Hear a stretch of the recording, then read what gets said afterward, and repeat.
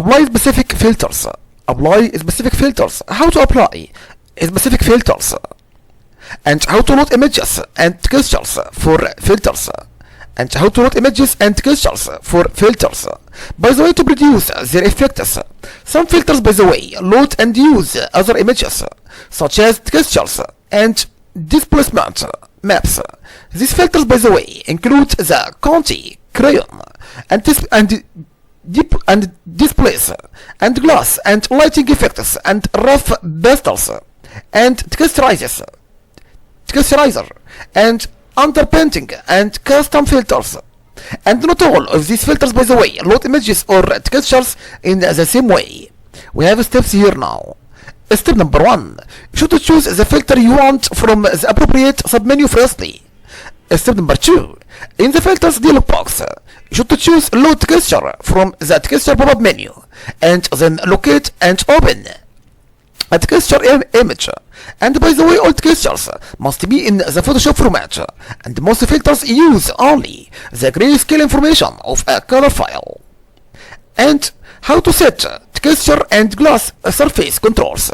How to set texture and glass surface controls. By the way, the rough pastels, underpainting glass, or Conti crayon, and texturizer filters have texturizing options, by the way, and these options, by the way, make images appear as if they were painted onto textures such as canvas and brick, or viewed through surfaces such as glass blocks or frosted glass. We have steps. Step number 1. From the filter menu, you should choose artistic firstly, then rough pastels, and artistic underpainting and distort, and then glass sketch, and then Conti crayon or texture, then select texturizer. And step number 2. For texture, you have to choose a texture type, or choose load texture to specify a Photoshop file. Step number 3. You should drag the scaling slider to increase or reduce the size of the texture pattern. Step number 4. To drag the relief slider, if available, to adjust the depth of the texture's surface. Step number 5. You should select invert to reverse the shadows and highlights in the texture. Step number 6. For light direction, if available, indicate the direction from which the light source sheds light on the texture. How to define undistorted areas. How to define undistorted areas. By the way, the displace, shear, and wave filters in the distort submenu, and the offset filter in the other submenu lets you, by the way, to create areas undefined or unprotected by the filter in the following ways. We have many functions here now. Wrap around is meaning that fills the undefined space with content from the opposite edge of the image. And repeat edge pixels. Repeat edge pixels is meaning that extends the colors of pixels along the edge of the image in the direction specified. And banding may result if the edge pixels are different colors, by the way. And what about set to background? Offset filter only. Fill the selected areas with the current background color. And how to apply the dust and scratches filter. How to apply the dust and scratches filter. We have steps. Step number 1. You should choose filter firstly, then you choose noise, then you choose dust and scratches. Step number 2. If necessary, adjust the preview zoom ratio until the area containing noise is visible. Step number 3. You should drag the threshold slider left to 0 to turn off the value so that all pixels, by the way, in the selection or image can be examined. And the threshold value determines how dissimilar the pixels should be before they are eliminated. Note here and be careful, please, here now. The threshold slider gives greater control for values between 0 and 128, and is the most common range for images, than for value between 128 and 255. Step number 4. You should drag the radius slider left or right, or enter a value in the text box from 1 to 16 pixels, and the radius value determines the size of the areas searched for dissimilar pixels. And increasing the radius blurs the image. By the way, you can't use the smallest value that eliminates the defects. And step number 5, increase the threshold gradually by entering a value or by dragging the slider to the highest possible value that eliminates defects. How to apply the displace filter? How to apply the displace filter? By the way, the displace filter shifts a selection using a color value from the displacement map, and 0 is the maximum negative shift, 255 the maximum positive shift, and a gray value, by the way, of 128 produces no displacement. And if a map has one channel only, the image shifts along a diagonal defined by the horizontal and vertical scale ratios. And if the map has more than one channel, the first channel controls the horizontal displacement, and the second channel controls the vertical displacement. And by the way, the filter creates displacement maps using a flattened file saved in Adobe Photoshop format, and bitmap mode images are unsupported. By the way, we have steps. Step number 1, you should choose filter firstly, then you choose distort, then you choose and select displace. Step number 2, you should enter the scale for the magnitude of the displacement, and when the horizontal and vertical scale are set to 100%, the greatest displacement, by the way, is 128 pixels, and because middle gray produces no displacement. Step number 3, if the displacement map is not the same size as the selection, specify how the map fits the image, and then select stretch to fit to resize the map, or tile to fill the selection by repeating the map in a pattern. Step number 4, you should choose wrap around or repeat edge pixels to determine how undistorted areas of the image are treated. Then click OK. Number 5. Step number 6.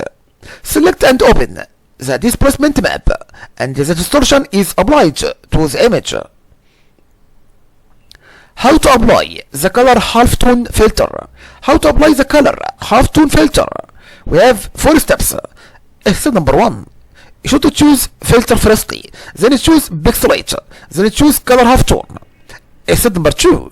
Enter a value in pixels for the maximum radius of the halftone dot, and from 4 to 127. Step number 3. Enter a screen angle value, then the angle of the dot from the true horizontal, and for one or more channels. And for grayscale images, only use channel 1. And for RGB images, use channels 1 and 2 and 3, and which correspond to the red and green and blue channels. And for CMYK images, you can use all 4 channels, by the way, which correspond to the cyan and magenta and yellow and black channels. And then click defaults to return all the screen angles to their default values. Then click OK. Number 4. It's number 4. And how to apply the extrude filter? How to apply extrude filter? We have steps. Step number 1. You should choose filter, then you choose stylize, then you choose extrude. And step number 2.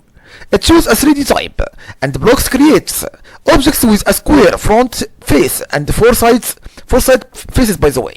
And to fill the front face of each block with the average color of the block, select solid front faces. Then to fill the front face with the image, deselect solid front faces. And Pyraminx creates objects with 4 triangular sides that meet at a point. Step number 3. Enter a value in the size text box to determine the length of any side of the object space from 2 to 255 pixels. Step number 4. Enter a value in the deep text box to indicate how far the tallest object appears to protrude from the screen from 1 to 255. Step number 5. Choose a depth option and random to give each block or pyramid an arbitrary depth, and level based to make each object's depth correspond to its brightness, and the bright protrudes more than dark. Step number 6. Select mask incomplete blocks to hide any object extending beyond the selection. And how to apply the trace contour filter. We have steps again. Step number 1. Choose filter firstly, then choose stylize, then choose trace contour. Step number 2. Choose an edge option to outline areas in the selection, and lower outlines areas where the color values of pixels fall below the specified level, and upper outlines areas where the color values fall above.